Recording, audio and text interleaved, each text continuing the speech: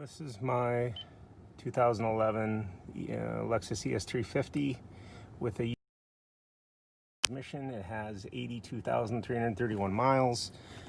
I guess that doesn't matter right now. Today's project is we're going to change the filter in the transmission and the fluid. That's WS. Toyota. Wonderful stuff. I'm pretty sure that stands for. I've already leveled the car. Backing it up onto ramps. Never tried it in a front-wheel drive car, and it's not actually all that easy because the ramps tend to slide, especially on smooth concrete. I've already taken the wheel off, leveled the car, and taken this little fender thing out. And I've already loosened this drain plug or fill plug right here. So there are videos showing you how to change the filter. I think that was on a 760E transmission, and I'm not sure of the difference, but anyways, all I could find were forum posts, and they were really good, but they all said you needed to mess with the motor mounts and lifting the engine up to get the pan off. I'm going to try to do that without it. So it looks to me like I can do it all with just a maybe a wobble attachment. So we'll try. The only one that I see there's going to be an issue with is that one right there. I don't know if that's the one everybody says you need to pull motor mounts and lift the engine and all that stuff up, but I'm gonna try. We're gonna try to see if we can get it off without doing all that. First, I'm going to drain. What will drain the transmission is cold. This is a 6mm, and I'm going to measure everything that comes out.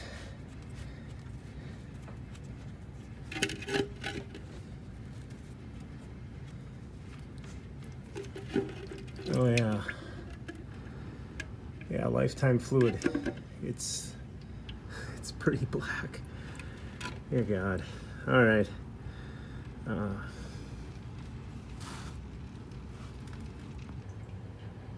right, I forgot to show taking it out. But after you pull that drain plug, fluid stops coming out.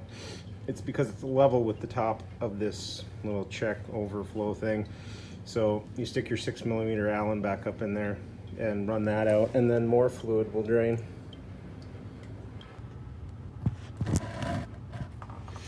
So that's the one that's such a pain. And you can get to it with, I have a ratcheting box end wrench, but I can't find it. So I'm just using a regular 12-point box end. I try to wobble on a socket, and there's not enough room for it to clear this part of the frame, but it's loose.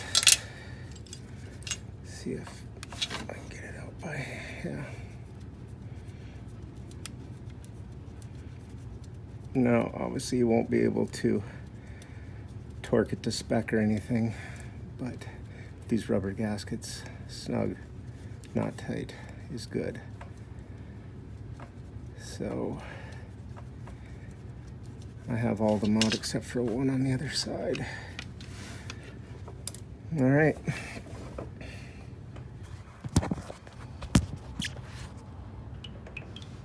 So there, the pan is off. I'm going to dump that into my container to measure how much came out. I lost a little bit on the floor when I pulled it, but we'll get 95% of it. We still have to check the fluid, so it's not totally critical that we know exactly what came out. There, right there. You take those out. I've already pulled this out because it's hard to do this with one hand, and more fluid's going to come out, but then this will come out.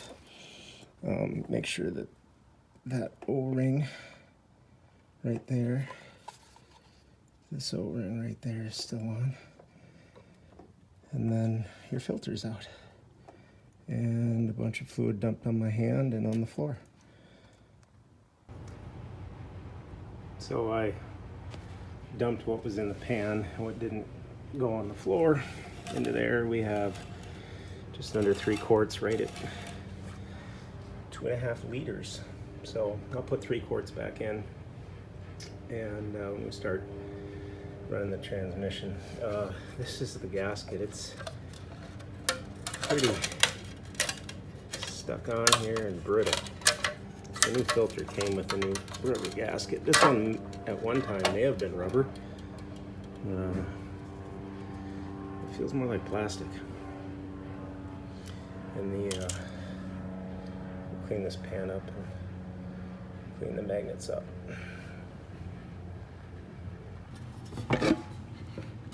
So I got the pan all clean. Clean the magnets off. These are the weakest magnets I've ever seen.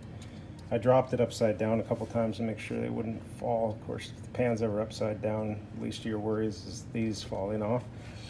I didn't want them coming loose and rattling around in there. But they're there. They're okay. Here is the old filter. And it's not just a regular strainer. I mean, this has actual filter media in it. You can see it on the new one. There's the O-ring, and there's the old one, still has it on there. So, and torque specs. So the automatic, the pan bolts, 62 inch-pounds, U660E, 85 inch-pounds for the strainer for this thing. And then the drain plug, 36 foot-pounds, I imagine. And the overflow plug, that it's made out of plastic, so snug, not tight, snug.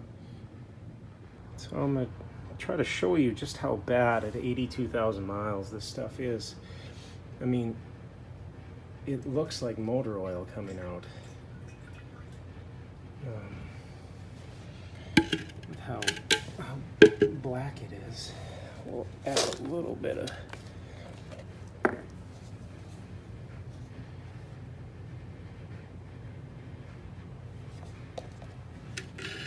see, compare the two. See the pink and black. So lifetime fluid maybe, but lifetime is kind of a subjective thing. I mean, like dogs, they live 10 years. I don't think ATF does. So the pan is back on, well, the filter's in, and the pan is on. Torque the filter to whatever I just showed you, 85, and the pan bolt's 62, which didn't feel too extreme for a straight up unenforced rubber gasket. I filled it with 3 quarts, and I'll show you how I filled it after I start doing the drain and fills.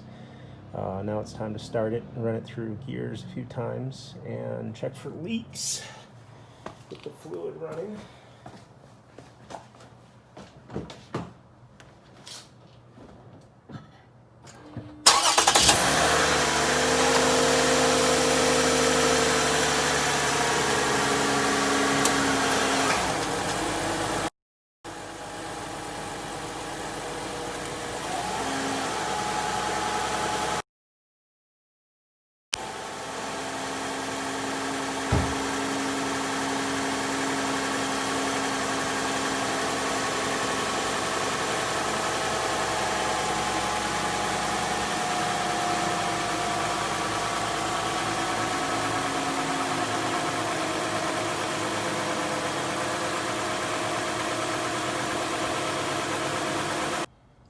All right, I started it, ran it through gears a few times. Now it's time to drain what came out of it. I don't have that overflow plug, and I'm going to do this a couple times. I don't see the point of putting it in just to take it back out. Right about 1.5 quarts. I imagine some is still up in the torque converter. The color is, oh, get my finger out of the way.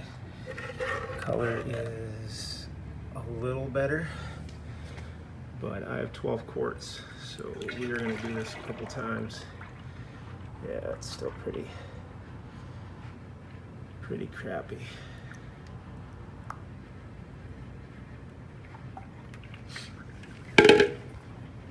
And I'll show you how I fill it up this time.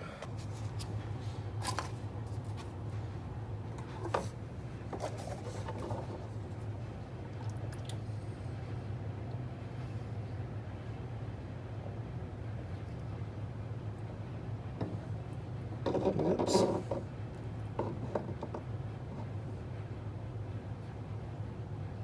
This will go with a full 2 quarts because I just dumped a pile of that on the ground. I must not have this in. Or it went fine the first time.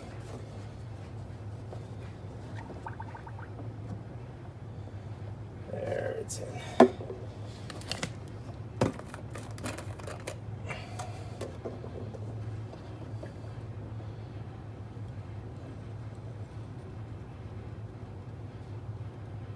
Now, how much you add, I mean, you don't want to add way too much, but as long as you're gonna do the proper check at the end, how much you add doesn't really matter, especially if you plan on doing this a few times. So if you lose a quart and a half and you plan on putting in 2, I imagine the transmission can handle being a half a quart full for 2 minutes.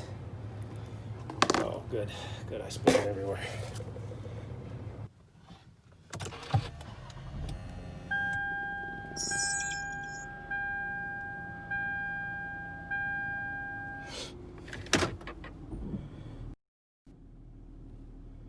I'm just going through the gear.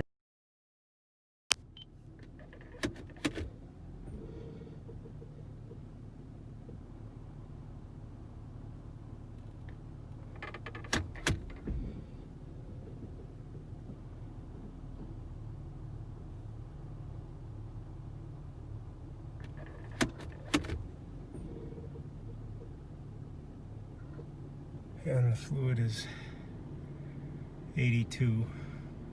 I think it was 80. This is the second time I've done this. I think I got up to 80 the first time. When we do it for the last time, the goal is 104 to 113, so I'll probably shoot for 108. Somewhere right in the middle. I never showed you how to take this out, but I'll show you how to put it back in. So it's a 6mm, just like the drain plug is. And it's a plastic piece. I was looking at my phone. Plastic piece threading into steel threads. So you need to use some common sense.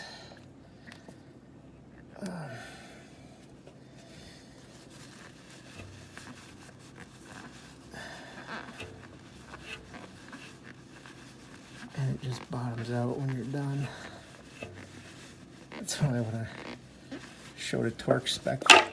Oh, damn it. Well, we'll get back to it. So this is the 5th time I've emptied it. The color's better. It's not great. This is where I'm gonna call it quits because I'm out of fluid. I had 12 quarts. I'm down to 3. There's some cherry to it.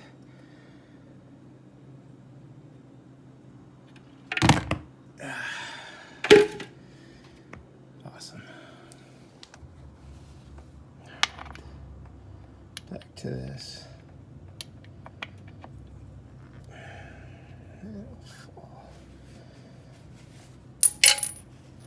Yeah, having a great time here. One-handed. This is why I don't show you every step, because I do everything by myself. It's hard to do one-handed. Oh, you get the point. I need both hands. All right, so I'm just waiting for it to warm up. I'm down to 1 quart, so that'll wait for maybe the next time I do it. The torque spec on that is 36 foot-pounds. When you look at the book, it's the same as handle strainer ball, drain fill plugs. 36 foot-pounds. So it's the same as the drain plug on the bottom. And we'll see how warm it is.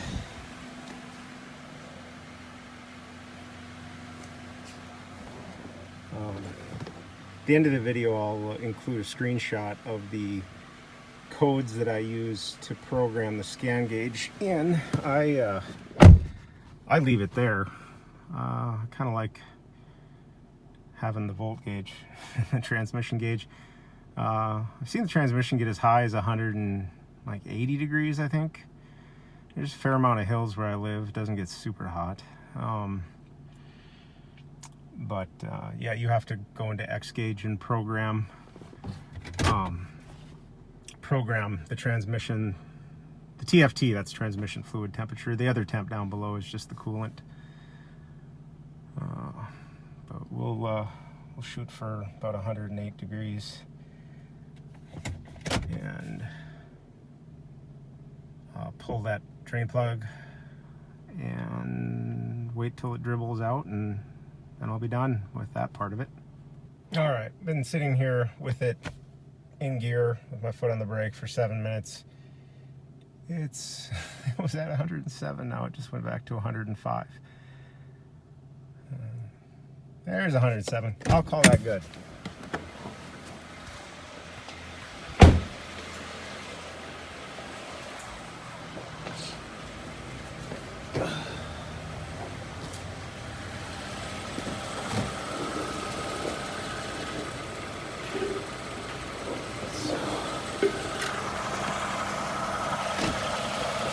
Now keep in mind that red plug is back in. So this is the reason the car has to be level. And this is just the final fluid check.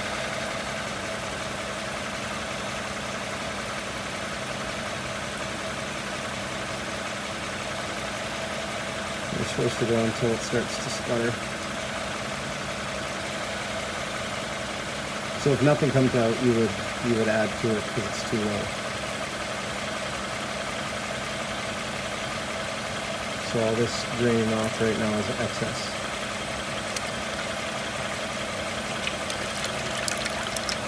And that's good right there. So you torque that 36 foot-pounds, or yeah, foot-pounds, and put the shield back on, tire back on, you're done. Final color of the fluid I'm actually pretty happy with. I realize I probably could have actually flushed it, pulled the return line from the cooler, flushed it that way, but I never have help, so I always do it by myself. So I do it this way, and I think that's actually pretty good. It's a lot better than that 10,000 mile motor oil I dumped out of it a little while ago.